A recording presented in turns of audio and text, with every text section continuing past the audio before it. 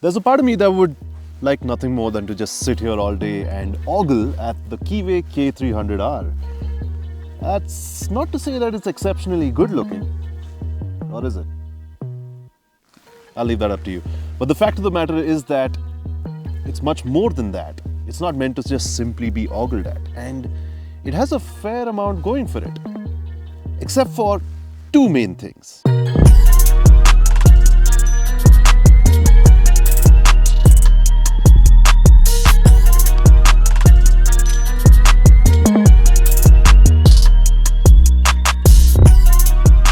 But thanks to the liberty of a slightly longer format video, I'll run you through everything the K300R stands for.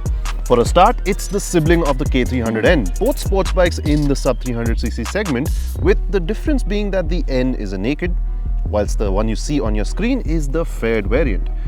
Given the fact that it goes toe-to-toe with a few high-profile rivals, I'm quite sure the K300R has enough aesthetic appeal to stand out.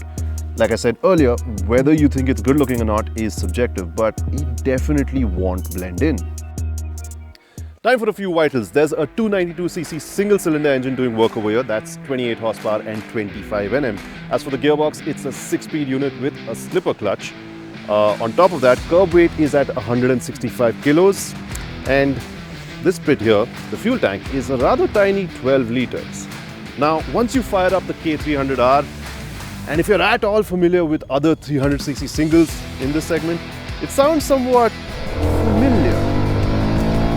It is a rev note that you would be pretty much familiar with most other 300cc singles. It's gruff, but at the same time it's not really cumbersome on the move. The power delivery is smooth and linear all the way to the redline. So in that sense, it does goad you into a bit of speed if you're so inclined. Helping things along is the smooth shifting 6-speed gearbox that has a slipper clutch to help you out. But immediately you can tell that the riding position might be a touch too committed for the K300R to be considered a daily. Thanks to the placement of the foot pegs and the handlebar, you're in this sort of semi-crouched position at all times on the bike. Now, ordinarily, I would say this is great for fast, committed riding, probably at a track or on a smooth, twisty piece of tarmac, where you can exploit the K300R's dynamic prowess. That said, for your daily commute, this could and does get tiresome rather quickly. And the fact of the matter is that a bike like this will be used for the everyday run to the shops as well.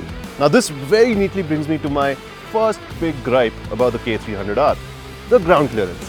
At 135 mm, it is low, like bring out the limbo stick low.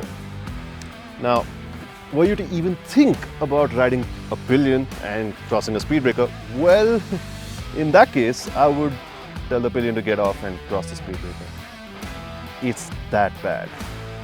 Now, at this point, you're probably thinking, now how often am I actually going to be riding a bike like this with a pillion? Fair amount, I'd say. This is just not one of those bikes where you would be riding alone all the time.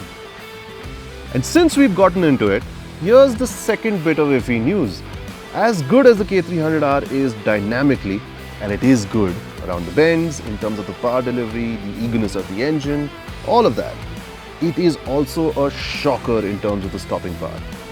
Now, the usual way to go about riding a motorcycle is to never depend too much on the rear brake and depend mostly on the front. Except if you did that here, you'd very much be wrapping yourself around a tree soon enough. Unapologetically speaking, the brakes just don't have enough bite. And that, honestly speaking, is a bit of a pity because it's quite a flickable chassis. For what the K300R stands and what it promises to deliver, I think Keeway's made a rather big oversight over here, especially in the braking department. I would have loved nothing more than to see it get a brilliant end-of-term grade. But that's really not the case, unfortunately. All this to say that it's a bit of a pity then. I had high hopes from this.